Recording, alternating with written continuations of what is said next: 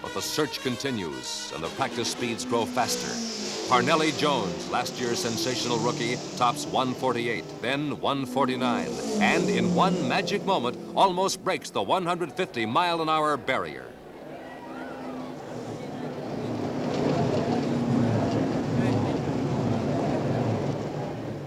Leaping to the track from the pit wall, car owner J.C. Agajanian applauds his new threat to the track record. More than 150,000 spectators come to the first day of qualification. They know the best drivers and the fastest cars will make their bids for the top starting positions. More than 70 race cars will try, but less than half will win their chance to start the race.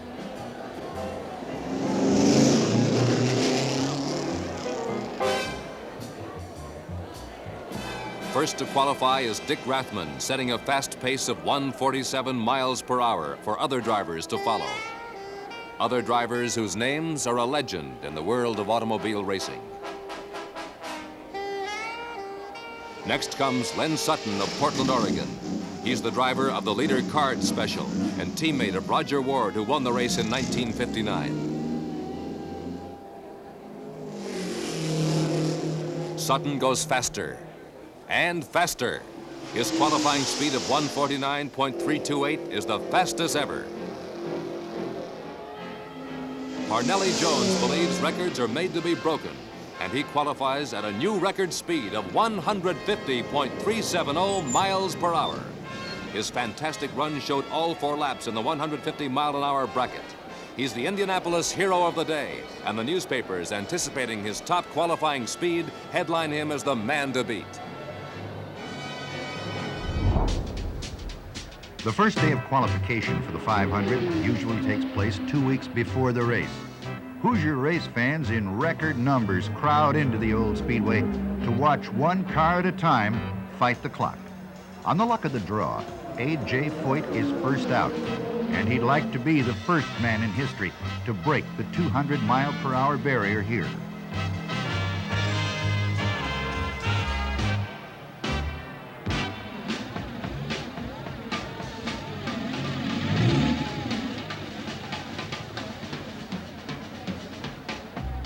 His 4-lap average, 193.465, far short of expectations, but a speed guaranteed to give him an upfront starting position on race day.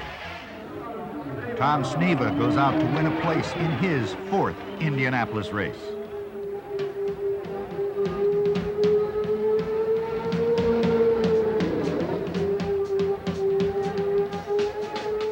The run is smooth.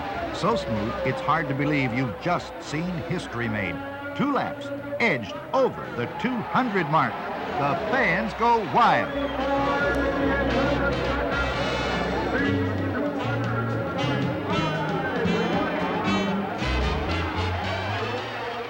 Years ago, when Parnelli Jones broke the 150-mile-per-hour barrier, a dedicated race fan named Phil Hedbach poured 150 silver dollars into PJ's helmet.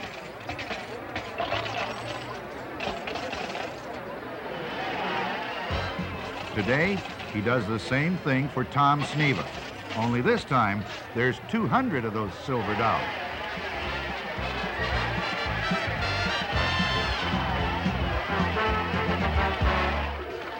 The 1977 Indianapolis 500 saw history being made with the first 200-mile-per-hour lap, the first 4-time winner, and now the first woman wins her starting place in the field. Janet Guthrie pushed her car to 188.403, and Tony Hulman has a new problem. What do you say in place of gentlemen, start your engines? And he's on it. Ari Lyondike. Turn number 1 on this first lap, just above the white line. A couple of feet away from the South Street wall. Turn 2, same pattern, just above the white line, just barely. High exit off of 2, stays fairly high on the racetrack. This is the car he likes. This is the fast car. There, turn 3, just on the white line with the left side wheels through the north chute, a couple of feet from the wall. Just on the line with the left side wheels, and 4, And here's Ari Lyondike coming down the main straightaway with 1 lap complete. Now standing by for the report from timing and scoring. And you won't believe it, over 236 miles an hour. And it's a new track record. And the time, 38 and 97 thousandths of a second, 236.239 miles an hour. Ari Lyondike. Well, he thought yesterday he just might try to do this. And here he is halfway through this qualification attempt. Ari Lyondike. And he did it again. It's a new track record. 236.948 miles an hour, 37.983 on the time. He's halfway through. Well, he's in turn number 3 right now. He's down to the line again. Barely on it through the North Shore chute. Just down the line just barely in turn 4. Already off of 4 on the main straightaway. Ari Lyondike looks at Dwayne Sweeney's white flag. Will it be another track record? And the answer, and how? Over 237 miles an hour. 237.260 on the speed. The time, 37.933. Just a little bit to go. Let's follow him. Here he is in turn 3, just on the line. Through the chute, same basic pattern. He got under the line and won. It's a little difference from what he had been doing. But he's off of 4 on the main straightaway. Dwayne Sweeney has the checkered flag, and Ari Lyondike, our new track record holder, is the 21st qualifier. And it's another new track record. 237.498 miles an hour, lap number 4. And the time, 37.895. And race fans, you have seen a 4-lap record, a new track record of 236.986 miles an hour. How do you like that? Ari Lyondike, a new track record, 10 miles. And the total time for the run, just 2 minutes, 31 and 908 thousandths of a second. First 2 laps, 236, 237, and then for the overall track record, almost 237 miles an hour. As he comes in, let's give him a big salute. Here he is, Ari Lyondike.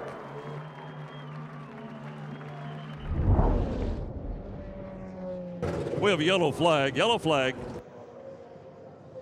Got a problem down in turn 1 down here. That's Thiago Medeiros, one of the rookies. You can see the damage to the automobile. The 18 car for PDM Racing, Thiago Medeiros. Thiago just picking up this ride in the last week to 10 days. You can see on the video boards he's getting out of the car pretty much under his own power, so he appears to be all right. Looking to qualify for his first Indianapolis 500 from Brazil, number 18. In this final hour of qualification for the 90th running of the Indianapolis 500. Thiago Medeiros out of Sao Paulo, Brazil. Slowest qualifier, P.J. Jones, son of Parnelli Jones, a winner at Indianapolis a long time ago, honored last night by the 500 old-timers for breaking the 150-mile-an-hour barrier. There's the green flag, and he's on it. Following him now, down in the first turn. His warm-up lap, let's take a look at it. 215.785. Well, that'll put him in there, but I know you'd like to do a little bit better. Remember, that was a warm-up lap. For PDM Racing, on the course. The team has worked hard, very hard, long hours to rebuild this car and get it ready for a late dash to the field. Here he is one time around, 215.759 miles an hour. Well, he'll qualify with that mark, 215.759. But he could be in danger of also being bunked if he doesn't get a little bit faster. Hey, let's cheer for him. Good-looking guy, Medeiros, out of Brazil, tall, angular, so interested in the Indianapolis 500. Here he is on lap number 2. 216.016. A big jump that time, about a half a mile an hour, third of a mile an hour, and that's so important. 216.016 miles an hour. Medeiros now is on lap number 3. He's past the halfway mark of the 4-lap, 10-mile run required of all those who wish to be into the field of 33 for race day, for the 90th running of the Indianapolis 500. Here's the white flag. 1 lap to go. 215.901. Dropping down a bit, but another lap, almost 216 miles an hour. Following him around the course now on the video boards. Here he is on the backstretch at the halfway point. Now into the third turn. Steady performance by Medeiros. Here he comes. Out of turn number 4, pounding down to the yard of bricks. The checkered flag is out, and Medeiros is qualified. 215.281 miles an hour. And here is the overall speed average, 215.729 miles an hour. A good ride for Thiago. And the field is full. Bumping could start. And Thiago is on the bubble. And the gun sounded, and it's all over. An accident a couple of days ago sent them into 24 straight hours of preparation to get the car ready. They finally did, and they made it, and they're rewarded with the 33rd starting position. Thiago Galli, our congratulations also. The field is full, and qualifications are over. The 29, Fernando Alonso. Donald, think there's any interest in this run at all, locally, nationally, internationally? I would say nationally and internationally, yes, and a lot of local as well. That definitely he's brought a great deal to this, and it just added a tremendous, a new dimension and interest from all over the world. So an impressive tapestry, most assuredly, Donald, of those that have had success in Formula One that have also been successful here in Indianapolis. Well, you know, there's been more Formula One drivers than you would think. The total number that drove in the Indianapolis 500 and won the World Championship either before or after they were here is 12, and that's a lot more than most people would think. That's world champions. His warm-up lap at 225.283, and Davey, it seems like these waters that are unfamiliar to him, he's been navigating them well. Of course, when you're hanging with people like Michael Andretti and Gilles de Ferran and Ryan Hunter-Ray and everyone that makes up that Andretti Autosport team, he's going to get familiar in a hurry, I would think. And you bring a guy that's the real deal. I mean, he's a racing driver. He's in Formula One for a reason. The guy is, you know, we've seen some guys. How about that P1 right now? Yeah, he's the real deal. Lap number 1, Davey, 230.337 miles per hour. Yeah, how about that? Will Power doesn't like to see that, but this guy, he knows how to get it done, doesn't he? I just hope he warms up to the place, huh? Gets comfortable right, here, right? Yeah, exactly. Yeah, it's amazing. Alonso through the north end already. Just less than a foot off of the outside retaining wall through the short chute in the north end. He'll aim it out of turn number 4, dangerously close to that outside retaining wall. Gets it to the middle of the racetrack. Lap number 2 in the books. It is a good one again. Off of 230.337. Lap number 2 for Alonso, 230.260. But Davey Sedley, he's a tick slower than Scott Dixon. Middle of row 1, 230.299. Wow, pretty amazing. I mean, not really. I'm surprised, but not surprised. Like I say, this guy's. He knows how to get a race car around here. Andretti's always been fast here. They won this race last year. He's in a great program. He was prepared, and he's excited. And wow, he's laying them down. No question that good to see that McLaren paint scheme back in Indianapolis, made so famous by, among others, Lone Star JR, Johnny Rutherford. He's been connected to that car since that paint scheme was unveiled. Lap number 3, a little slower, 229.845. Davey, all in all, a consistent run. The 3-lap average, 230.147. Yeah, he's in that P2 spot, but as we talked about, Mark, that first nine, it doesn't matter. Even though he's P2 or P3 right now, tomorrow he has, I feel confident that number's going to keep him in the top 9 regardless. And here's a guy that comes in here, a current Formula 1 driver. That's another thing. I don't know how many current Formula 1 drivers came over here and raced and did Formula 1 and Indy at the same time. But pretty special for the guy to come over and try this out. Off turn number 4 for the final time. Checkered flag is out for Fernando Alonso. Lap number 4, 229.696. Provisionally outside of row number 1, should be in the fast 9 though, Michael. The 4-lap average, 230.034. Green flag is out on one of the most anticipated runs in recent memory here at the Indianapolis Motor Speedway. New power plant and all. The number 29 machine of Fernando Alonso. We've had 2 qualifiers already here in the Fast 9. Tony Kanaan, Marco Andretti. Alonso makes his way to Jerry Baker in turn 1. Well, our listening audience just increased 100-fold. That's how many people are trying to follow this champion. Fernando Alonso set up with the short chute. They thrashed in the garage to change the power plant on that car, Mark James. How was lap number 1? 231.113 miles per hour, Jake Query. A good first lap. 1,764 laps led in Formula 1 competition. Fernando Alonso admitted yesterday these 4 might be as tense as any he experiences. He's 3/4 the way through the lap, Chris. And as a turn announcer, we love that bright orange machine. McLaren, car number 29, as Fernando Alonso completes lap number 2, Jerry.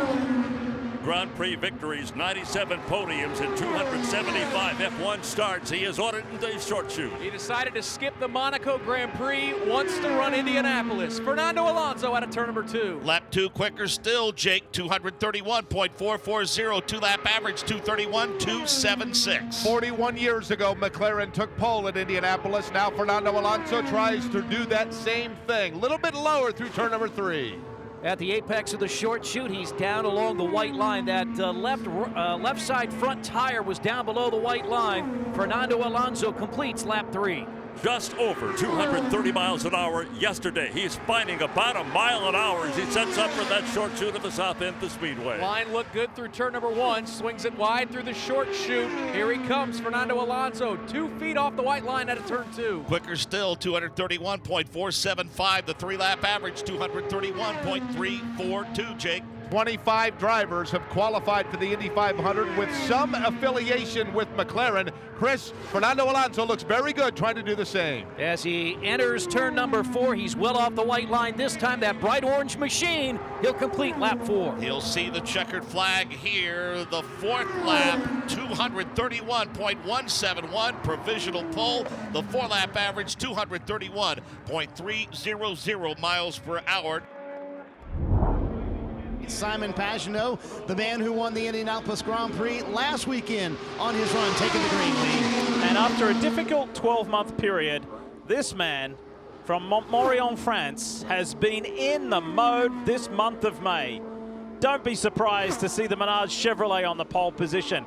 But if his teammate Joseph Newgarden is any guide, will he be able to put up those numbers? Remember, Ed Carpenter's first 2 laps were in the 230-mile-an-hour range. Simon Pagenaud's been riding a wave of momentum this month, and it could continue here because this opening lap, Paul, is looking super clean and pretty fast. We'll have to find out what he has at the line. People have been saying up and down the pit lane that he's got the best car in traffic, but does he have the best car on one lap? The first lap is 230.1 miles an hour. That's awesome start for Simon Pagenaud. He's level with Ed Carpenter at the moment. This guy knows what it's like to start on the front row at the Indy 500. This race has eluded him, though. He started second last year. He started third back in 2015. Can he get the pole position here today? If nothing else, these Penske's are handling so well. It just looks smooth and predictable. What does he get on the second lap? I think he's got a shot, lap 2. He does have a shot, another 230 mile an hour. Super consistent. The contrast between these cars and the guys that were trying to get into the top 33, it is unbelievable. These guys are stuck, they're flat out, they're flying these things like fighter pilots. Only 1/10 of a mile an hour fall off on lap 2. Simon Pagenaud continues to improve. In fact, now he's looking like he's right there, 0.02 of a second behind Ed Carpenter. The car's line is really good. He's not using all of the road as he comes to the line for lap 3. One more lap to go. Yes. 230.1, he improves. He can do it, he can beat Ed Carpenter. One more lap, less than 2.5 miles to go. He's described this car as phenomenal, and he's keeping the morale high in the 22 camp because he said, my team has given me a phenomenal car all week long. Easily the most consistent run we've seen today. Simon Pagenaud, 230.1, 230.0, 230.1. What will lap 4 be? There's only 2 cars to come. If Simon Pagenaud goes to the top here, he's guaranteed a front row start. The Frenchman comes to the line. Is it a 4th one in the 230s? Does he go to the top? Yes, he does. 229.992. No pole for Carpenter. The most consistent run of the weekend by a long shot. No pole for Will Power. He's down in 5th place. So the worst he will start is 2nd row. Let's hear from the man who was on the provisional pole position. Well, he certainly, Will Power was one of the picks to win the pole. Simon, you've told me all week your car is phenomenal. Is it good enough to withstand one more try from Spencer Pigot? You're talking to me at the most stressful moment of my career right now, so we'll see what happens. We gave it everything we had. Fantastic balance, Ben Bretzman, again, fantastic job. The car was phenomenal, so good job, my man. That's Ben Bretzman there. Yeah, we'll see what Spencer can do. He was really fast yesterday. Yeah, we'll see. 3 down, 1 to go. What does this tell us? So he's improving. Spencer Pigot is improving on this lap ever so slightly. Is it going to be enough? It's close. It's really close. But Spencer Pigot goes 3rd. Simon Pagenaud wins pole for the Indy 500. And for all of the doubters over the last year, he says, how you like me now? What a change in fortune. The whispers, the rumors, everybody was talking, what's the matter with Pagenaud? Why isn't he running good? And all of a sudden, 2 weeks ago at the Grand Prix, he wins and his whole world has changed.